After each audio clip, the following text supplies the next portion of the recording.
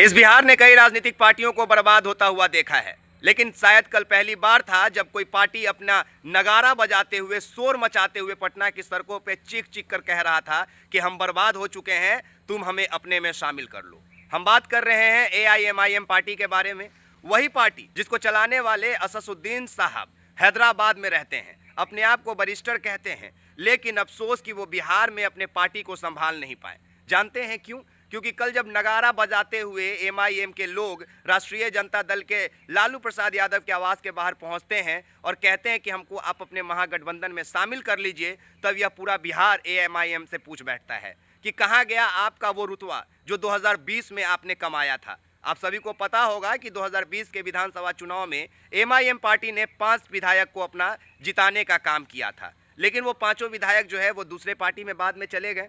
लेकिन जब 2025 का विधानसभा चुनाव होना था तो सबको लग रहा था कि इस बार एमआईएम जो है वो और मजबूती से निखरेगा। मुसलमानों की भागीदारी की बात करने वाला, मुसलमानों के हक की बात करने वाले पार्टी को कई मुसलमान जो है वो समर्थन देंगे, वोट देंगे और यह पार्टी 5 से 10 या 15 सीट पर आएगी। लेकिन कल बीच रोड पे जब नगारा बजाकर एमआईएम के लोग राष्ट्रीय जनता दल के गेट पे पहुंचे, तब इस पूरे बिहार ने यह भांप लिया कि यह पार्टी अब विलुप्त होने की स्थिति पे है। ऐसा क्यों है जानते हैं?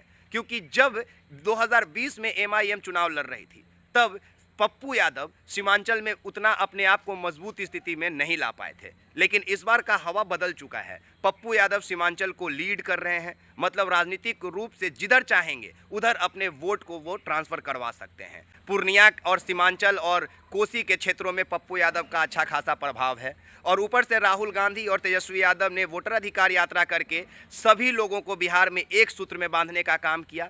तो अब हैदराबाद में बैठे असदुद्दीन ओवैसी साहब के गले में छुछुंदर अटक गया। न वो निगलना चाह रहे, न उगलना चाह रहे हैं। अब उनके पास कोई रास्ता ही नहीं बचा, क्योंकि बिहार में यही एकमात्र ऐसी पार्टी है जिसका अब कहीं नाम तक नहीं है। भले मीडिया में बयानबाजी करते हुए इनके नेता लोग देख लिए जाएं, लेकिन ज़मीन पे ये ख़त्म हो चुके हैं। तभी तो सिर्फ कुछ दिन पहले ही एक लेटर लेकर पहुंचे थे लालू प्रसाद यादव के पास कि हमको आपके गठबंधन में आना है, लेकिन तेजस्वी ने मन से कह दिया कि हमको तो कोई लेटर मिला ही नहीं है, तो हम कैसे मान लें कि आप महागठबंधन में आना चाहते हैं। फिर राहुल गांधी जब वोटर अधिकार यात्रा कर रहे थे, दरभंगा पहुंचे थे, तब एमआईएम ने एक बैनर लेकर कि हम आपके साथ आना चाहते हैं, राहुल गांधी के सामने आ जाते हैं। राहुल गांधी भी वहां पे नज़रअंदाज कर देते हैं। इसके बाद कल जब नगारा बजाते हुए एमआईएम के लोगों को बिहार ने देखा, तब कहा कि कहाँ गया आपका वो स्वाभिमान साहब, और अब क्यों नहीं कर रहे आप मुसलमानों के हक और अधिकार की बात? कि क्या आप भांप चुके हैं कि बाहरी लोगों का बिहार में अब कोई जगह नहीं है? तभी तो आप इस तरह का कदम उठाए हैं। वरना जो पार्टी 2020 में 5 विधायक लाया था, जिसके साथ मुसलमानों का अच्छा खासा वोट का जुड़ाव हुआ था, वो पार्टी आज इस स्थिति में कैसे पहुंच गई? तो इसके पीछे पप्पू यादव बहुत मेन फैक्टर है। पप्पू यादव जहां चाहेंगे सीमांचल के वोटों को ट्रांसफर कर देंगे। राहुल गांधी का कांग्रेस इस बार वोटर अधिकार यात्रा के बाद बहुत मजबूत स्थिति में बिहार में नजर आ रही है। राष्ट्रीय जनता दल के तेजस्वी यादव के ऊपर लोगों का भरोसा है कि युवा है भाई, इस बार बिहार बदलने की चाहत लेकर सड़कों पर उतर रहे हैं, मेहनत कर रहे हैं। तो लोग जो है वो बिहार बदलने के लिए इस बार वोट देने जा रहे हैं, जाति धर्म से हट के। और जब हैदराबाद में बैठे असदुद्दीन ओवैसी साहब ने देखा कि हमारी पार्टी एमआईएम अब जमीन पे बिहार में ख़त्म होने जा रही है, तो उनको समझ में नहीं आया कि वो क्या करे। तो उन्होंने अपने नेताओं को कह दिया कि जाओ भाई, नगारा बजा के बता दो कि हम महागठबंधन में आना चाहते हैं। क्यों आना चाहते हैं आप महागठबंधन में? आपको महागठबंधन में लेकर क्या फ़ायदा होगा?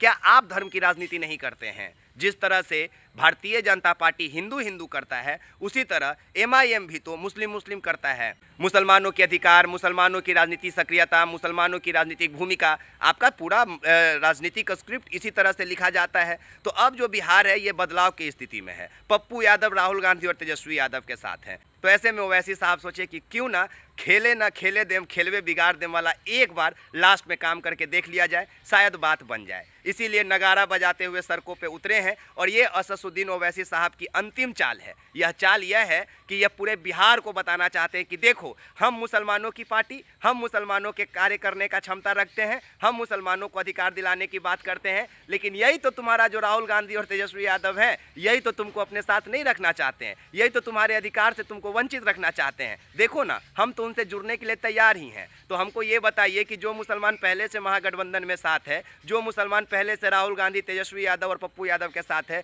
वो मुसलमान हैदराबाद के मुसलमान पे भरोसा क्यों करे? यहाँ पे पहले से उनके लिए लोग खड़े हैं भाई। इस बार वो बदलाव चाह रहे हैं। इस बार वो नहीं चाह रहे हैं कि हमको कोई भी बाहर से लोग आए, बरगलाए, चुनाव जिता दें हम उसको, और बाद में होना क्या है, आपके भी विधायकों को दूसरी पार्टी में ही जाकर मिल जाना है। तो इस बार सभी जाति और सभी धर्म के लोग ने बिहार में ठाना है कि बिहार को बदलना है, तो एक सूत्र में बंधकर वोट चोर के खिलाफ हमको वोट करना है, और जो इंसान इस देश को और बिहार के लिए बात करता है, हमको उसको वोट देना है। और इसीलिए असदुद्दीन ओवैसी साहब ने एक परसेप्शन क्रिएट करने के लिए इस पूरे बिहार में नगारा बजवाने का काम किया कि हम लोगों को यह कह सके कि देखो, हम तो आना चाहते हैं, तुम्हारे लोग हमको रखना नहीं चाहते हैं। तो क्यों रखेंगे आपको, ज़रा हमको इतना बता दीजिए। जब मुसलमानों के अधिकार और हक और हुकूक की बात करने वाली पार्टी उनके बिहार में है, तो फिर वो दूसरे बाहरी पार्टियों पे भरोसा क्यों करें? हम तो कहेंगे कि आप जितने कार्यकर्ता लोग हैं, वो सभी लोग राष्ट्रीय जनता दल या कांग्रेस का सदस्यता भी तो ले सकते हैं। आप काम ही करना चाहते हैं तो सदस्यता ले लीजिए और काम कीजिए अपने लोगों के लिए। किसी ने रोका है क्या? आप पार्टी में रह के भी तो अपने पार्टी और अपने लोगों को मजबूत कर सकते हैं। या बिहार में दिखाने का क्या ज़रूरत पड़ रहा है आपको, ये हमारे समझ से परे है। बात बाकी आप एक्सपोज मीडिया देख रहे हैं। मेरा नाम विकास राज है। आप तमाम लोगों का बहुत शुक्रिया, धन्यवाद। जय हिंद, जय बिहार।